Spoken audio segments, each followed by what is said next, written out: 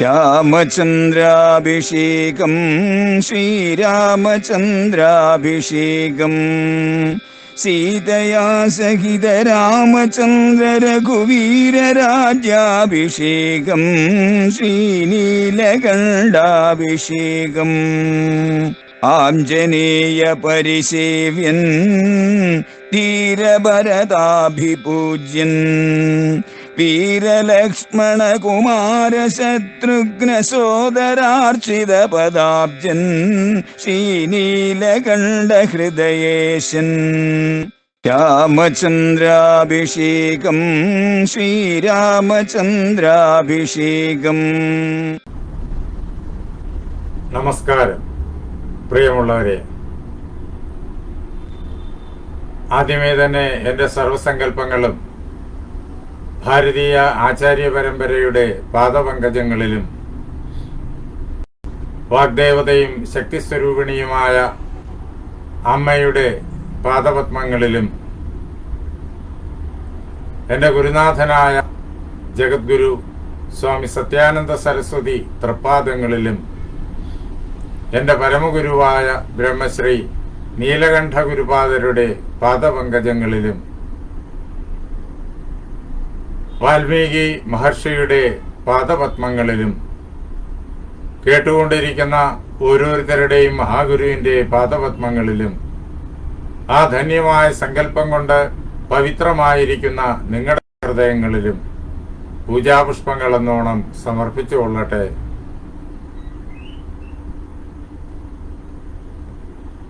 വാൽമീകി രാമായണത്തെ ആസ്പദമാക്കിയുള്ള നമ്മുടെ ചർച്ചയുടെ തുടർച്ചയാണിത്.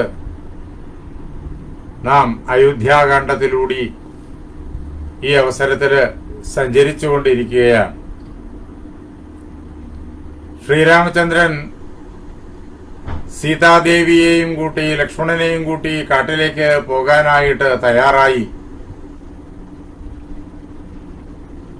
അതിനുവേണ്ടിയിട്ട് അവർ മൂവരും ചേർന്ന് വിധിപ്രകാരം അളവില്ലാത്തതായ സമ്പത്ത് എല്ലാവർക്കും ദാനം ചെയ്തു. അങ്ങനെ യാത്രയ്ക്ക് വേണ്ടിയിട്ടുള്ളതായ ഒരുക്കങ്ങളെല്ലാമായി. ശ്രീരാമചന്ദ്രൻ ലക്ഷ്മണനോട് ആയുധങ്ങൾ എടുത്തുകൊണ്ടുവരാനായിട്ട് നിർദ്ദേശിച്ചു. ദിവ്യങ്ങളായിരിക്കുന്ന വില്ലും അമ്പും ആവനാഴിയും വാളുമെല്ലാം ഗുരുനാഥന്റെ പൂജാമുറിയില് ഭദ്രമായി പൂജിച്ചു വച്ചിരിക്കുകയായിരുന്നു. അവയെല്ലാം ഗുരുനാഥന്റെ അനുവാദത്തോടു കൂടിയിട്ട് ലക്ഷ്മണകുമാരൻ രാമന്റെ മുന്നിൽ കൊണ്ടുവന്നു. ഇനി ദശരഥ മഹാരാജാവിന്റെ സമീപത്തേക്ക് പോകണം. സീതയെയും ലക്ഷ്മണനെയും കാനനത്തിലേക്ക് കൊണ്ടുപോകണമെങ്കിൽ അദ്ദേഹത്തിന്റെ അനുവാദം വേണം. കൈകേയി ചോദിച്ച വരങ്ങളിൽ അവർ കാട്ടിലേക്ക് പോകണം എന്ന് ഉണ്ടായിരുന്നില്ല. രാമൻ കാനനത്തിലേക്ക് പോകണം എന്നാണ് കൈകേയി ആവശ്യപ്പെട്ടിരിക്കുന്നത്. ഭരതന് രാജ്യം നൽകണമെന്ന്. അതുകൊണ്ട് സീതയ്ക്കും ലക്ഷ്മണനും രാമനോടൊപ്പം കാട്ടിൽ പോകണമെങ്കിൽ ദശരഥ മഹാരാജാവിന്റെ അനുവാദം വേണം. അതിന് അവരെയും കൂട്ടിക്കൊണ്ട് വളരെ വേഗത്തിൽ രാമൻ ദശരഥൻ ഇപ്പോഴിരിക്കുന്ന കൈകേയി ഭവനത്തിലേക്ക് പോവുകയാണ്. രഥത്തിലല്ല, നടന്നാണ് അദ്ദേഹം ലക്ഷ്മണനോടും സീതയോടുമൊപ്പം ദശരഥ മഹാരാജാവിന്റെ സമീപത്തേക്ക് പോകുന്നത്. അഭിഷേകത്തിനുള്ള സമയം ഇതാ അടുത്തുകൊണ്ടിരിക്കുന്നു. അപ്പോഴാണ് ഈ യാത്ര.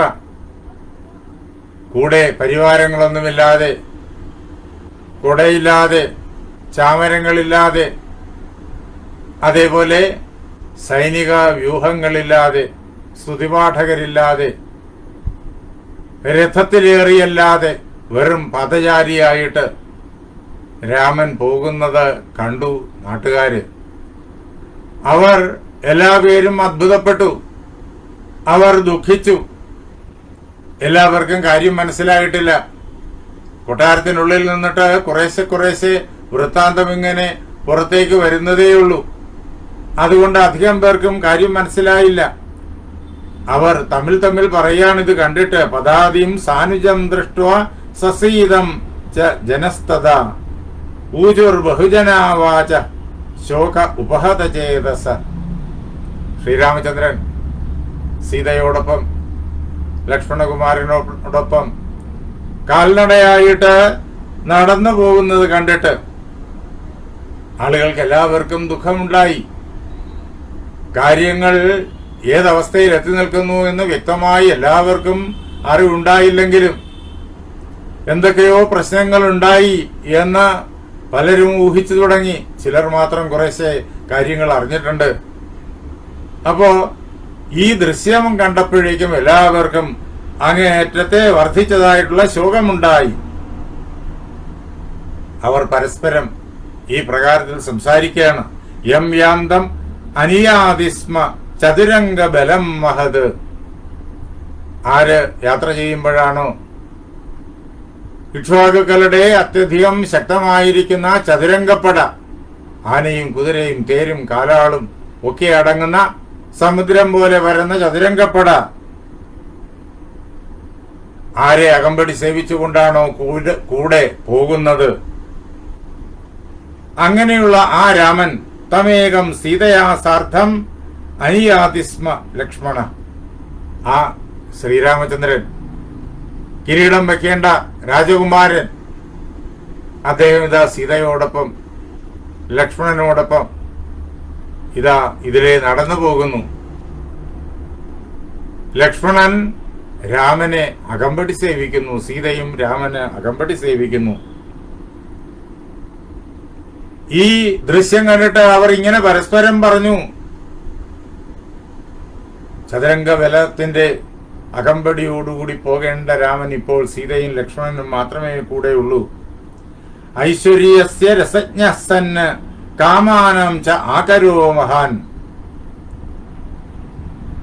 ശ്രീരാമചന്ദ്രൻ സകല വിധ ഐശ്വര്യത്തിന്റെയും സൗഭാഗ്യത്തിന്റെയും നടുവിൽ വളർന്നയാളാണ്. അതിന്റെ രസത്തെ അനുഭവിച്ച് അറിഞ്ഞയാളാണ് എന്ന് മാത്രമല്ല, എല്ലാ ആഗ്രഹങ്ങളുടെയും മനുഷ്യന് ഈ ഭൂമിയിൽ ഉണ്ടാകാനിടയുള്ള എല്ലാ ഐശ്വര്യത്തെ സംബന്ധിച്ചുള്ള സകല ആഗ്രഹങ്ങളുടെയും ഖനിയാണ്, അക്ഷയഖനിയാണ് ശ്രീരാമചന്ദ്രൻ. അങ്ങനെയുള്ള രാമൻ നേച്ഛതി ഏവാനൃതം കർത്തും വചനം ധർമ്മഗൗരവാത്.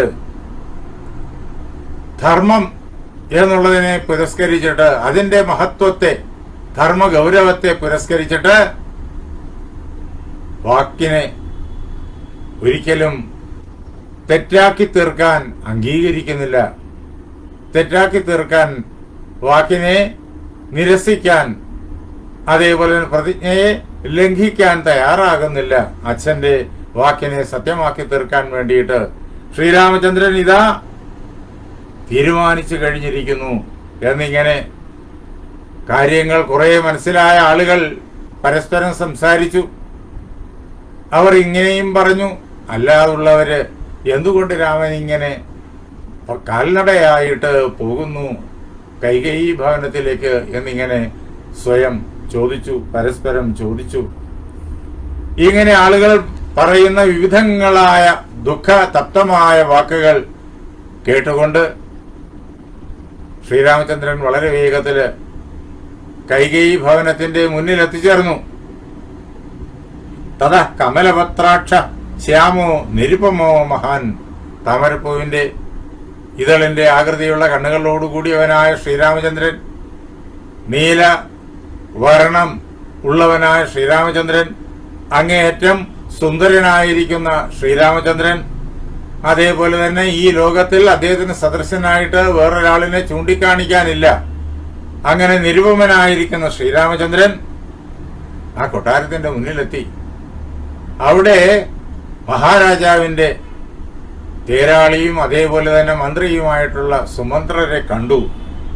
എന്നിട്ട് സുമന്ത്രരോട് പറഞ്ഞു, പിതുരാഖ്യാഹി മാമിതി, ഞാനിതാ വന്നു ചേർന്നിരിക്കുന്നു അദ്ദേഹത്തെ കാണാൻ വേണ്ടിയിട്ട് എന്ന് എന്റെ അച്ഛനോട് അങ്ങ് ഉള്ളിൽ ചെന്ന് വേഗത്തിൽ പറഞ്ഞാലും.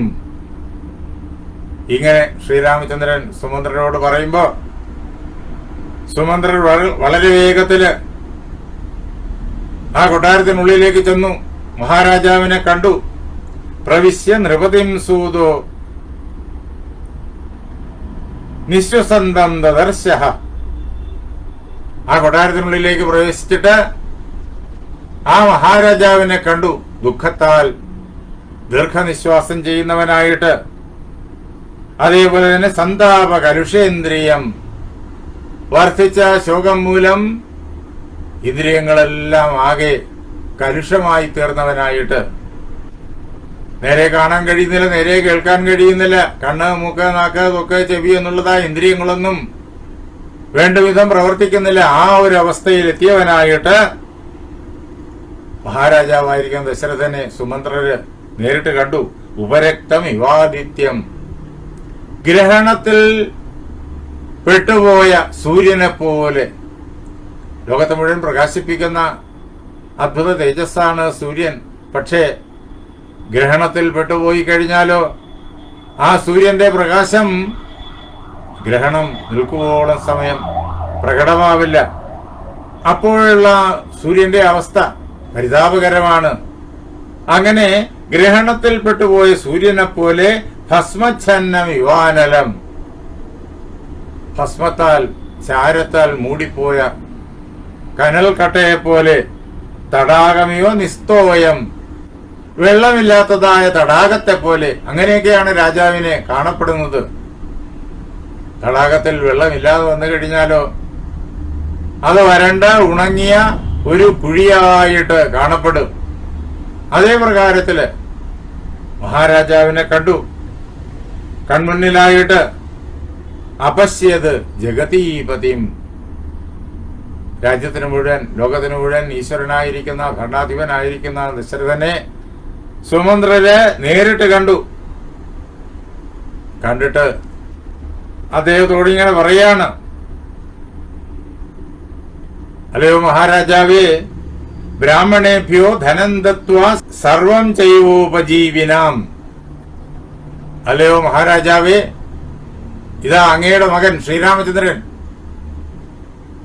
അദ്ദേഹം ഇപ്പോഴിതാ ദാനകർമാദികളെല്ലാം പൂർത്തിയാക്കി കഴിഞ്ഞിരിക്കുന്നു, കാട്ടിലേക്ക് പോകാനായിട്ട് തയ്യാറായിരിക്കുന്നു എന്നർത്ഥം. ജ്ഞാനികളായ ആളുകൾക്ക്, ബ്രാഹ്മണർക്ക്, അതേപോലെ അർദ്ധികളായിട്ടുള്ള ആളുകൾക്ക്, എല്ലാവർക്കും, ആശ്രിതരായിട്ടുള്ള ആളുകൾക്ക് എല്ലാവർക്കും പരിധിയില്ലാത്തതായ ധനം ദാനം ചെയ്തിട്ട് സർവം ചെയ്വോ ഉപജീവിനാം, രാമനെ ആശ്രയിച്ച് ജീവിക്കുന്ന ആളുകൾ, ആ കൊട്ടാരത്തെ ആശ്രയിച്ച് ജീവിക്കുന്ന ആളുകൾ, ആരൊക്കെയാണോ ആശ്രയിക്കുന്നത് അവർക്ക് എല്ലാവർക്കും ഇഷ്ടം പോലെ സമ്പത്ത് ദാനം ചെയ്തിട്ട് അയം സ പുരുഷവ്യാഘ്രോ ദ്വാരി തിഷ്ഠതിതേ സുതഃ, അങ്ങയുടെ മകൻ പുരുഷവ്യാഘ്രൻ, മനുഷ്യരുടെ കൂട്ടത്തിൽ വെച്ചിട്ട് അങ്ങേയറ്റം ശ്രേഷ്ഠനായിട്ടുള്ളവൻ ആ ശ്രീരാമചന്ദ്രൻ ഇത് അങ്ങയുടെ കൊട്ടാരത്തിന്റെ മുന്നില്, വാതുക്കല് വന്നു നിൽക്കുന്നു. എന്തിനു വേണ്ടിയിട്ട്? അങ്ങയെ കാണുന്നതിന് വേണ്ടിയിട്ട്.